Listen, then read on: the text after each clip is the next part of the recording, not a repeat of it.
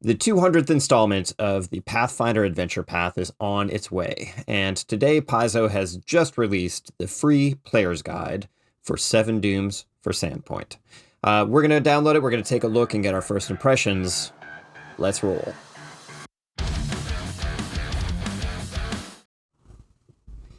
Hey friends, I'm Brian at Jacoby, and today we're going to take a look at the free player's guide for the 7 Dooms for Sandpoint. This new adventure path that's coming out, it's a single book, 200-page adventure path that represents the 200th installment of the Pathfinder Adventure Path series. We're revisiting one of my favorite locations in Golarion, Sandpoint. Sandpoint was introduced in the very first book of the Rise of the Runelords Adventure Path as sort of the starting home base. It's a small town on the coast of Varisia. It's been featured not just in the Rise of the Runelords Adventure Path, but it's also featured in the Jade Regent Adventure Path, as well as the first edition beginner box set, and it has its very own supplement called Sandpoint Light of the Lost Coast. So you can find lots of information on the Paizo blog, on various websites that have snippets of information about Sandpoint. And I'm really excited because this is one of the locations that I very much enjoy. I have run a number of people through the first edition beginner box set and had a fair number of adventures sort of in the Sandpoint area, the hinterlands, and then going either north to Riddleport or south to Magnamar. There's a lot of great fun that can be had around Sandpoint, and just based on the amount of history that this location has already that's just been built up over the years. I believe this was one of the locations that was originally part of James Jacobs' home game, his homebrew setting. And so a lot of that material from his home setting has been ported over into the adventure paths, into the sort of the world building that's part of the Golarion setting. So we're going to start out with a quick look at the page for the 7 Dooms of Sandpoint, or 7 Dooms for Sandpoint, not 7 Dooms of Sandpoint, 7 Dooms for Sandpoint Adventure Path. So again, a little blurb, back to where it all began. Of course, as I said, Sandpoint being one of the prominent location, like the first location that was introduced in the very first Pathfinder Adventure Path. This adventure path that is about to be released, it's 200 pages in celebration of the 200th installment of the Adventure Path series. You can order this now as a hardcover or a soft cover. And yeah, that's pretty much it. There's a blog post here. So meet the Doomvelopers. This is a blog post that talks about who are the creative minds behind this adventure path. The first, of course, being James Jacobs. As I mentioned, the Sandpoint setting was part of his homebrew that was brought over to the Paizo sort of Golarion world building when Wizards of the Coast announced that the Dungeon and Dragon magazines, which Paizo was publishing at the time, was going to be shut down. And so the folks at Paizo had to pivot and kind of come up with, some way of continuing to serve the role-playing community in ways that that they had previously enjoyed. So the Pathfinder Adventure Path series was kind of born out of that, and the Pathfinder role-playing game, of course, spun up out of the switch from Dungeons & Dragons 3.5 edition into 4th, and all sorts of other history that maybe you know, maybe you don't know, maybe you care or don't. There are tons of videos on that. Go watch those. We also have Eric Mona, who is the publisher of Pathfinder. So he talks about sort of how he has interacted with this. And again, reiterating that Sandpoint is where sort of the Pathfinder world, where Golarion was really born. This was their first, kind of their first baby. And Adam Daigle has helped with this adventure path as well. He came in a little bit later than James and Eric, of course, but has some experience because he has written for or helped with Jade Regent, Shattered Star, and Return of the Runelords. So he's certainly familiar with some of the history and some of the evolution of what has happened in and around this area of Varisia. And of course, in this blog, also mentioning that the contents will be available for Foundry VTT very soon. And if we skip back to the original page here, you see there is an option to download this free player's guide. I already have my copy downloaded, so let's take a peek at this PDF. So here we have the cover, 7 Dooms for Sandpoint. We have the Sandpoint Devil featured prominently here, here on the cover. We're going to flip through. So basically how to use this guide, similar to other players' guides that you may have interacted with in the past if you have played in an adventure path or run an adventure path from Paizo. I really love that they create these players' guide, because it helps your players tie their backstories, tie their characters into the adventure path that you're about to play, instead of just saying, hey, I've got this generic fighter and maybe he's from this town. Whatever. This gives you an opportunity to tie your character's background, more of the character, into the actual events that are going to be happening within this adventure path. So this adventure path starts at level 4. What happens if you're just starting this out? Like, how do you actually get your characters from like brand new character idea into the start of this adventure? So the first recommendation is to run your characters through an adventure called Rusthenge. And I wasn't familiar with this adventure, but I actually downloaded it last night and started giving it a read through. And maybe I'll have another video coming up soon that sort of talks through the Rusthenge adventure. Another option is to take the first installment of Rise of the Runelords, the book called Burnt Offerings, and run your characters through that, but stopping sort of at the end of that book.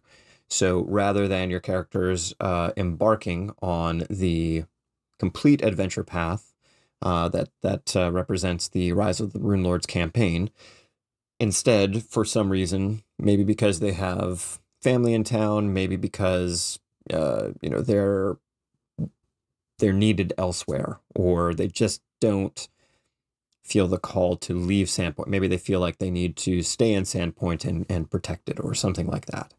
So you run Burnt Offerings for your table, and then they go into semi-retirement. So at 4th level, they're sort of town heroes, right? Maybe they're kind of famous for, hey, these people helped out a lot with the events of Burnt Offerings. I won't give anything away yet. And then they go into retirement. Maybe they start families, maybe they have closer ties, maybe they establish a business, or something like that within Sandpoint.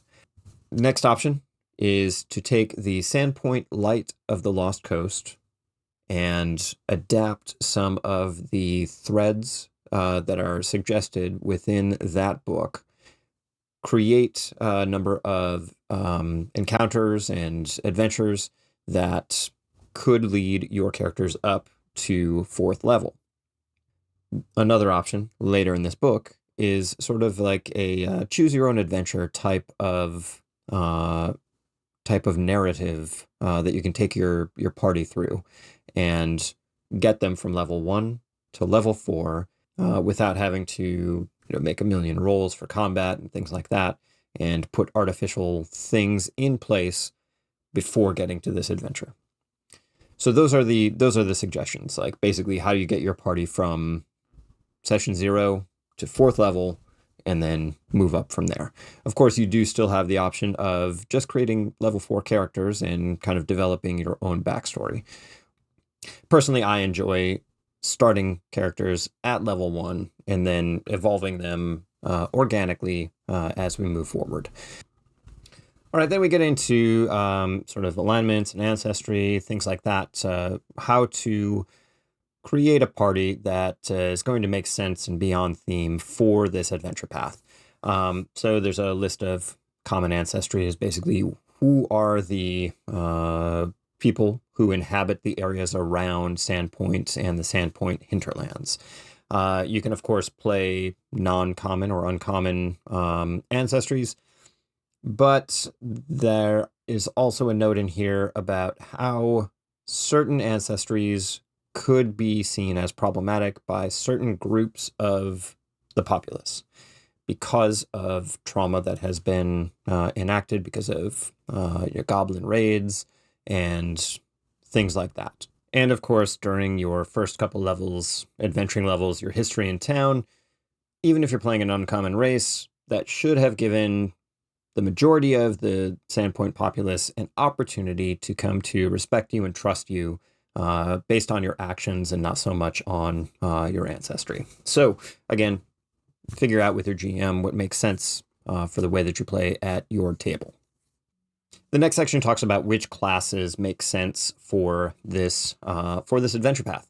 And what I like about this section is there are actually notes for many of the different character classes that specifically say, here's how you can tie your character class into NPCs within the Sandpoint region.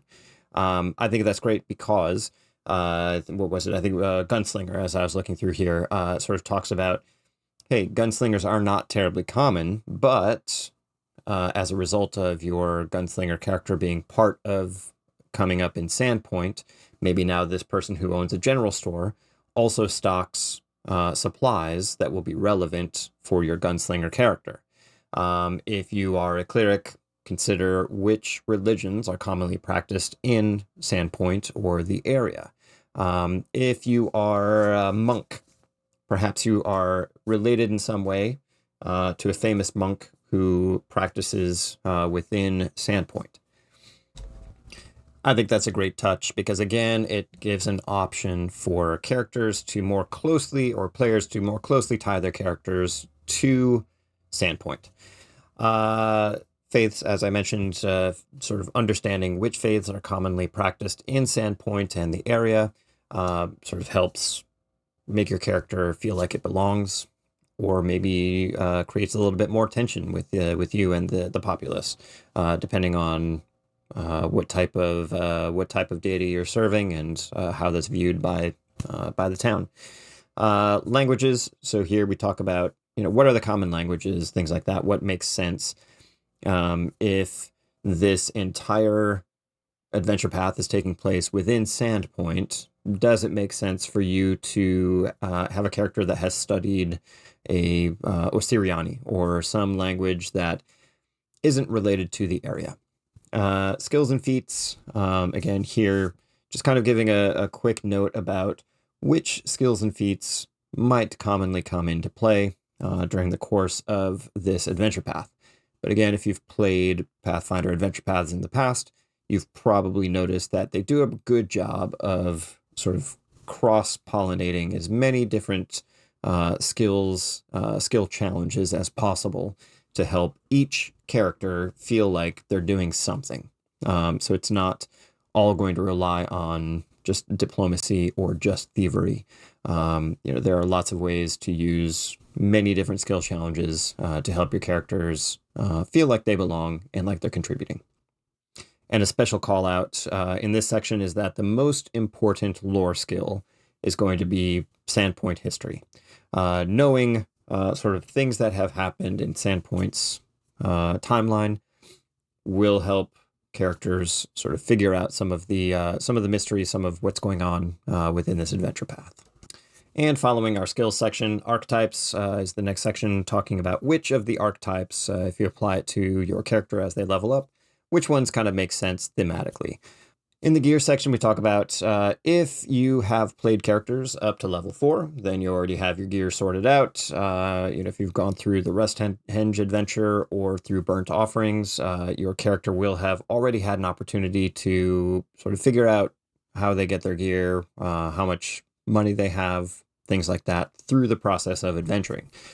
If you're coming into this with a 4th level character starting right at 4th level, then you have the option to just spend 140 gold for each of the characters, with some notes about, which common gear is accessible. So things under 3rd level. Or the next method is to pick a series of items. So basically just sort of a quick, you get 1 3rd level item, 2 2nd level items, 1 1st level item, and 30 gold to spend. And then giving another shout out to the idea that later in this player's guide is a narrative adventure that will help sort of tie the party together. It will help them establish some history in Sandpoint and give some relevance to the activities that will be happening within the adventure path. Up next, we have backgrounds. So listing out some of the standard backgrounds that are present in the core rulebook and advanced player's guide that make sense for characters starting out this adventure path. And also some custom backgrounds that are present here. So the first of the custom backgrounds, Cathedral Child. So you are either an acolyte who lives and serves at the cathedral in Sandpoint, or perhaps you are an adopted child of Father Xantus, the head priest there. This background gives you the opportunity to choose 2 ability boosts, either Wisdom or Charisma, and then one of them is a free boost. And you gain the Religion skill, the Scribing lore, and the Battle Medicine feat. You also increase the party's reputation with the Sandpoint Cathedral by 1, but reduce the party's reputation with Scarnetti Consortium by 1. So the Scarnettis are sort of an organized crime group that have some influence within Sandpoint and within Varesia itself. The second is the Curious Apprentice. So you're an apprentice for one of the many trades guilds that exist within Sandpoint. This background gives you again 2 free ability boosts, or 2 ability boosts, one for intelligence or strength, and one that is a free ability boost. You're trained in the occultism skill, the poetry lore skill, and you gain the hefty hauler skill because you're so used to carrying things around that now you're a little bit stronger. You increase the party's reputation with Sandpoint Mercantile League by 1, and you reduce the party's reputation with Scarnetti Consortium by 1. The third background is Eager Scofflaw. So you are sort of a minor criminal. You are always pushing the boundaries of what the law will allow, and sort of enjoy performing minor pranks or small illegal tasks. This background gives you 2 ability boosts. One must be dexterity or charisma, and one is a free ability boost. You're trained in the thievery skill and the underworld lore skill, and you gain the Bon Mot skill feat, which is listed in the advanced player's guide on page 203. You increase the party's reputation with the Bunyip Club by 1, and you reduce the party's reputation with the Town Watch by 1. The Bunyip Club is a sort of Sandpoint's Thieves Guild, sort of. Next is Lost Coast Local. So you've either lived in Sandpoint your whole life, or you have family who has lived in Sandpoint, and so you're very familiar with the area. So you have some understanding of the history of Sandpoint, how the various families and maybe the various trades guilds and things like that get along. This background gives you 2 ability boosts. One is Constitution or Wisdom, and one is a free boost. You're trained in the Society skill and the Sandpoint lore skill. You gain the Hobnobber skill feat. You increase the party's reputation with townsfolk by 1, and you reduce the party's reputation with Scarnetti Consortium by 1. Custom background number 5, militia member. So you're not a full member of the Town Watch, but you help out with some of the overflow tasks. You help with patrolling town when necessary. Maybe you keep watch over certain things when required, or questioning suspects, bringing people to justice, things like that. With this background, you have 2 ability boosts. One is strength or wisdom, and another is a free ability boost. You are trained in the athletics skill and sailing lore skill. You gain the Lie to Me skill feat. This background increases your party reputation with the Town Watch by 1, and you reduce your party reputation with the Bunyip Club by 1. The next custom background is Newcomer. So you're new to town, and because you're new to town, the Scarnettis have sort of targeted you as a potential ally in some of their doings. Whether or not you've taken them up on it, that's up to your character, but townsfolk kind of suspect that maybe you're in cahoots with this organized crime ring. You get 2 ability boosts. One of them must be Constitution or Intelligence, and you get a free ability boost. You gain the Diplomacy skill and the Library Lore skill, and then 1 additional lore skill feat that represents what brought you to town. What is it that you're studying? What is it that you're interested in? What is the skill that you're trying to bring to town? You increase the party's reputation with Scarnetti Consortium by 1, and you reduce the party's reputation with townsfolk by 1, which represents sort of either you're friendly with the Scarnettis, or maybe you're not. But the Scarnettis have some interest in you, and because of that, the townsfolk are a little more standoffish. The next background is Rune Lord Scholar. So you've either come to the area due to interest in Rune Lord history, Thessalonian history, or you're a local who has taken some interest in this because of its relevancy in this area. So you study old Thessalonian artifacts and histories and tomes. As a result of that, some of the townsfolk probably look down on you because of the events that have taken place, basically the Rune Lords returning or rising, as it were, and causing some trouble within this area. So there's a bit of mistrust with the townsfolk. This background gives you 2 ability boosts. One of them has to be Dexterity or Intelligence, and 1 is a free ability boost. You are trained in the Arcana skill and the Academy of Lore skill. You gain the multilingual skill feat, but one of the languages that you learn must be Thessalonian. So understanding the language of the ancient civilization that you're studying. This background increases your party's reputation with Rune Watchers by 1 and reduces the party's reputation with townsfolk by 1. And the last of our custom backgrounds, Scarnetti Connected. So you're either part of the Scarnetti family, you've been employed by them in the past, or you've had some exchange with them. Maybe they helped you out of a rough spot in exchange for something. Maybe it's something that you don't enjoy being part of this relationship, but as a result, you are intertwined with the happenings of the Scarnettis. With this background, you get 2 ability boosts. 1 has to be Charisma or Dexterity, and 1 is a free boost. You're trained in the Intimidation skill and the Mercantile Lore skill. You gain the Charming Liar skill feat. You increase the party's reputation with Scarnetti Consortium by 1, and you reduce the party's reputation with Sandpoint Cathedral by 1. So those are the custom backgrounds. So lots of great ways to, again, tie your characters into the happenings of this adventure path. Our next section is the Sandpoint Gazeteer. If you're brand new to Sandpoint, this will give you some of the very basic background about what is Sandpoint, set the tone for this setting. I love it because sort of brings me back to Sandpoint, and as I said previously, this is one of my favorite locations. So Sandpoint Gazeteer gives you a quick history of what is Sandpoint. We have the settlement stat block that tells you a little bit more about some of the more well-known personalities in town.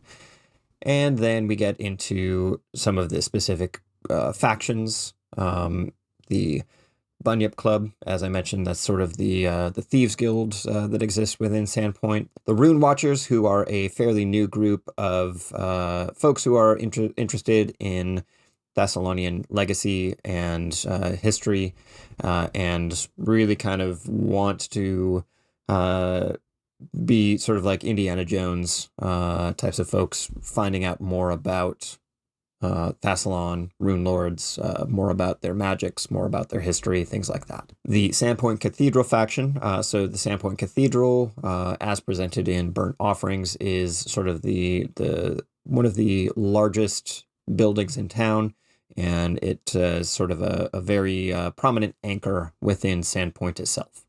The Sandpoint Mercantile League, which is the oldest of the factions within Sandpoint, this being the town history sort of being formed by a mercantile league. So this has been around since the founding of Sandpoint. The Scarnetti Consortium, which operates along the Lost Coast as a sort of organized crime ring of sorts. The Town Watch, headed up by Sheriff Baylor Hemlock. Of course, it's the Town Watch. Townsfolk is counted as another of the factions here. So basically the common citizens of Sandpoint. Then we move into ideas about living in Sandpoint. So understanding what part of town you live in, what kind of expense does that carry, and then earning an income. Like what are your characters doing? How do you actually pay for your room and board? Things like that. Earning reputation with the various factions around Sandpoint. Of course, the backgrounds that we talked about previously will have some influence on which factions view you favorably and which don't. Earning support of various NPCs or factions, how that plays into some of your interactions within Sandpoint, and then gaining the benefit of support when you have done something favorable for one of these factions. So that this next section kind of lists out what those mean. Then we get into actual town locations. So again, if you've played Rise of the Rune Lords, if you played through the first edition beginner box, if you played in the Jade Regent, these locations should be familiar. If you're brand new, dive into this. There's a lot of great detail here. Again, Sandpoint is one of my favorite places within Golarion, because it's a small town, because it's an interesting place. Just the map alone sort of brings back memories of when I first started playing through Rise of the Rune Lords. I have a giant poster map somewhere, rolled up in a tube, stored away, of the town of Sandpoint that I had printed, giant poster map size. This just like seeing this map fills me with excitement. I can't wait to get back to this location with a new set of adventure that I didn't have to write myself. I'm not going to go through every single location that's on this map because that's just a lot of me spewing information or sort of memories of different personalities around town and stuff like that. But you get a little paragraph of each of these notable locations. And as a player, again, as this the player's guide, you can use this to, again, figure out how does my character interact with these locations? Do I have a favored drinking hole? What is my relationship with sort of the wait staff there? Things like that. Those are the kinds of fun things that I like to think of when I'm making characters and looking through a player's guide. Let's see. Next, we get into, on page 28 here, your first adventure. So this is something that really stood out to me when I was flipping through. This is a narrative, almost a choose your own adventure kind of adventure that you can have your players sit down during session 0 and say, okay, here are the characters that you've created. Now we're going to go through a narrative process of what has happened before we start this adventure. So if you're brand new in town, you have a certain entry point. If you are a town native, you'll have a different entry point into these various choose your own adventure style challenges, I suppose.